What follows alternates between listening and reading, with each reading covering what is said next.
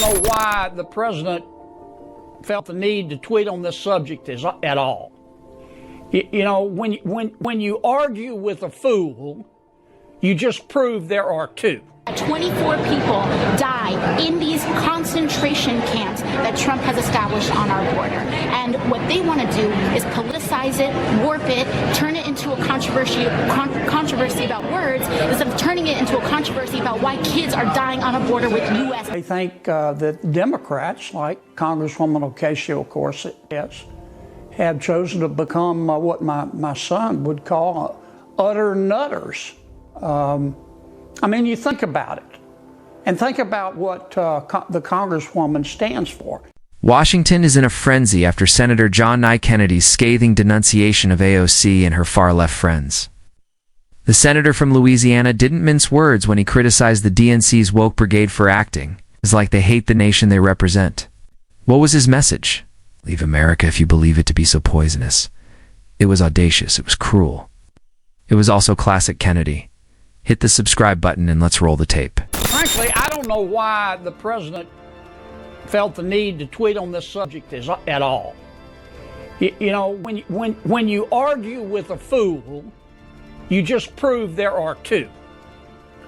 And I consider Congresswoman Omar, Congresswoman Ocasio-Cortez, Congresswoman Tlaib, Congresswoman Presley, I think is her name. They call themselves the Squad.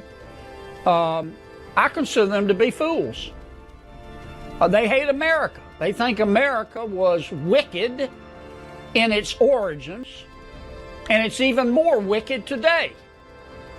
They ought to be thanking America instead of calling America evil and wicked and racist. John Kennedy is vocally attacking AOC and her far-left allies in a moment. Kennedy may have made some hurtful remarks, but there is no denying his point. These women's constant criticism of America has become their trademark.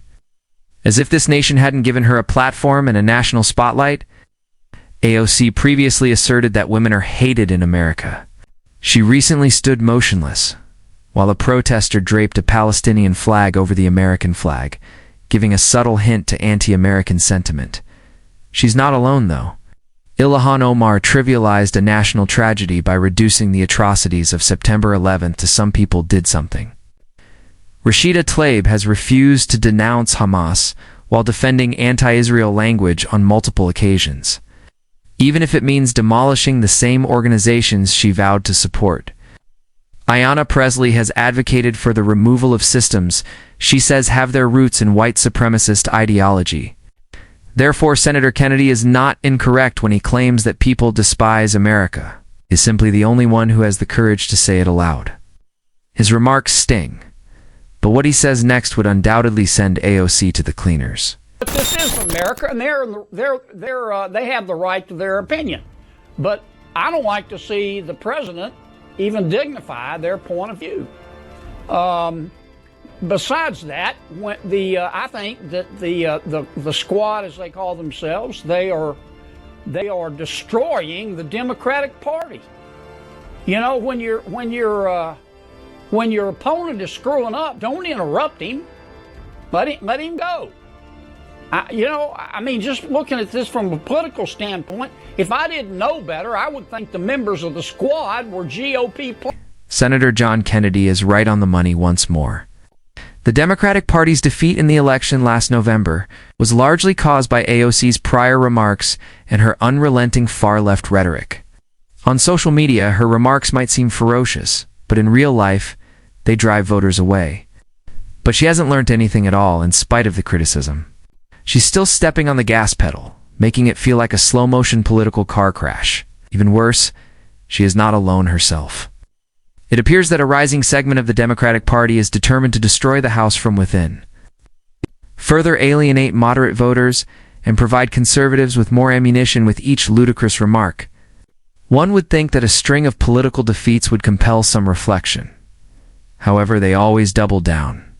The fact is that they are progressively undermining their own party and are either unaware of it or indifferent to it. Kennedy, too, is simply stating the facts. Here is the video that made John Kennedy so furious. 24 people die in these concentration camps that Trump has established on our border. And what they want to do is politicize it, warp it, turn it into a controversy about words instead of turning it into a controversy about why kids are dying on a border with U.S.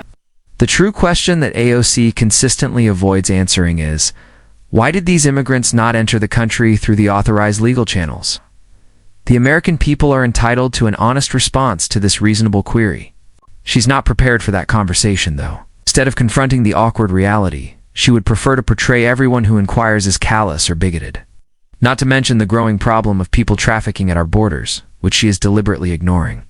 Due to our ambiguous immigration laws and slack enforcement, cartels and traffickers take advantage of innocent people every day, many of whom are children. In the meantime, the surge of unauthorized migrants is putting pressure on our economy and jeopardizing our national security. However, AOC still provides platitudes rather than answers. Nowadays, common sense is more important than compassion. Unfortunately, she and her supporters appear to have ran out of that cash. They think that illegal immigration, socialism, higher taxes, abortion are all moral goods. They think America, Israel, free enterprise are moral bads. That's not what most Americans believe. And that's kind of where I am on the subject. The president has explained his position. He has said, look, here's what I meant. If you're not happy living in America, leave. It's a free country, and I agree with that assessment. And I wholeheartedly concur with that. No one will stop AOC and her crew from boarding the next flight out if they genuinely think that America is the bad guy in every tale. They can choose any nation, perhaps even one where thousands of illegal immigrants are escaping. You know, the ones where the economy is in ruins, basic rights are considered a luxury, and corruption in government is almost a sport. Let's observe how long their idealistic outlook endures in that setting. Better yet, they could go to England and live with Ellen DeGeneres. They would raise chickens and drink tea while listening to her lectures about how America is the issue. The fact is that you cannot claim to be an advocate for justice while disparaging the nation that grants you the right to freely express your views. If America truly is that intolerable, then quit whining and go. Without the dramatization, the rest of us will get along just fine.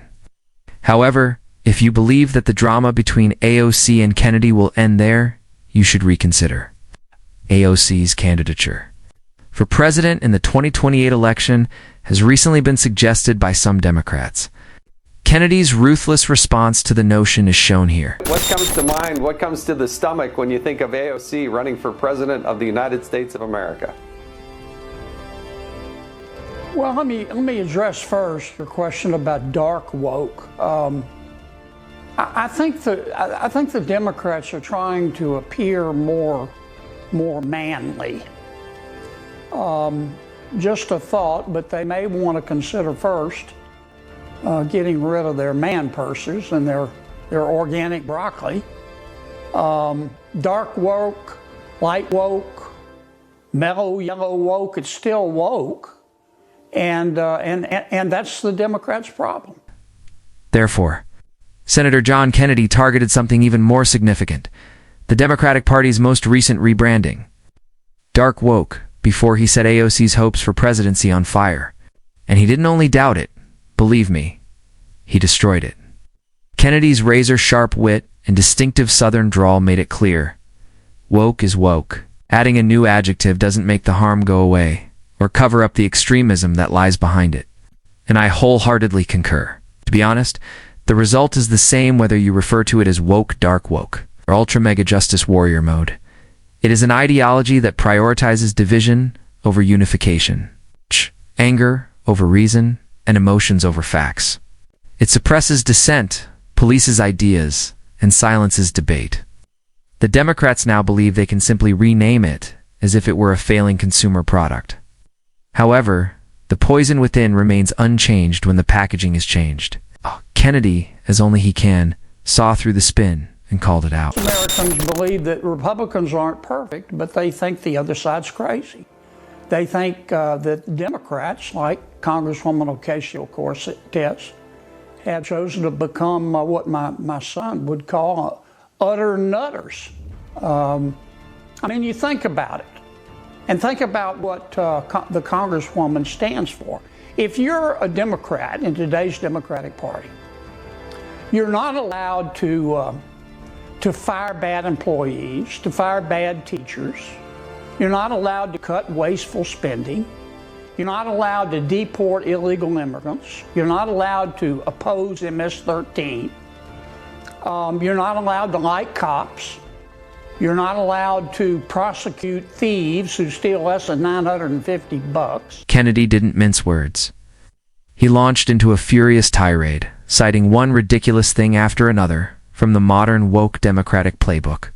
He outlined everything from gender ideology in elementary schools to open borders and anti-police, language to climate policies that harm working-class families. He's correct, too. The Democrats lost the election for precisely this reason. The disarray, the disdain, and the radical policies masquerading as progress have worn voters out. And they want to give AOC the White House keys now? God only knows. What kind of intellectual devastation Alexandria Ocasio-Cortez will unleash if she ever holds the presidency. We're talking about someone who believes that America is unredeemable, capitalism is wicked, and any disagreement is hate speech. Giving petrol and matches to someone who is already playing with fire would be equivalent to electing her. Kennedy is aware of it. Voters are aware of it. Even Democrats are secretly aware of it.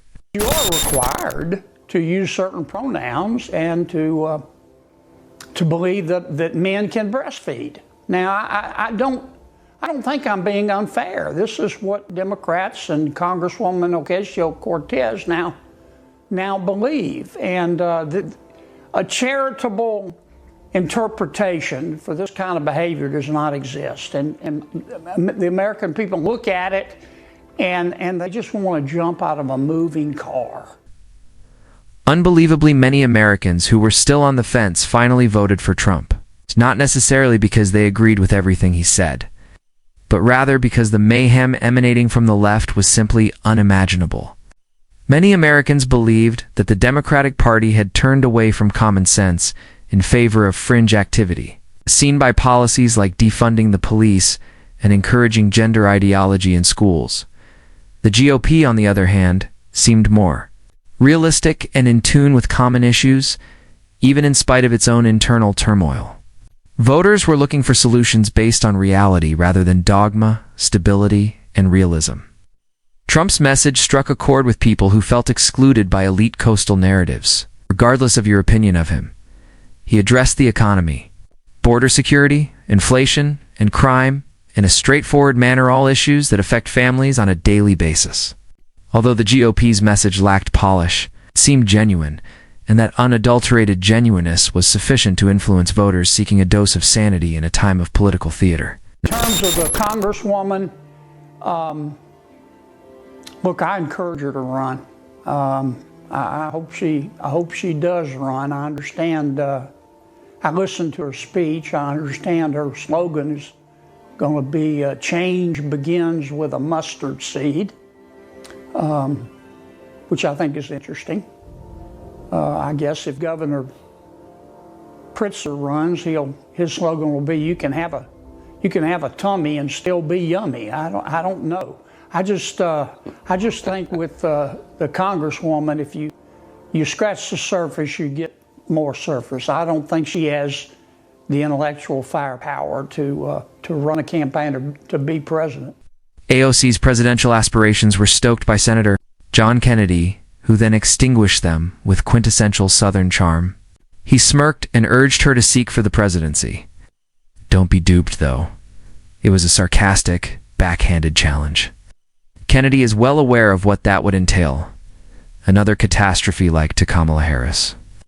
Flashy speeches, buzzwords, and constant media hoopla abound, but there is absolutely no substance.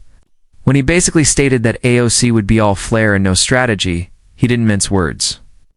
She has perfected the skill of expressing a lot without actually saying anything, much like Harris. She makes emotional and ideological arguments in her speeches, but what about real policy solutions? Cricket. Kennedy's argument is straightforward. America doesn't require any more political theater or word salad. It requires leadership based on outcomes, not live streams on Instagram. AOC might inspire the far left if she runs, but what about the rest of the nation? They don't believe it. And that concludes the video for today. For more videos like this, please hit the like button and subscribe to this channel. I appreciate you viewing, and I hope to see you in the future one.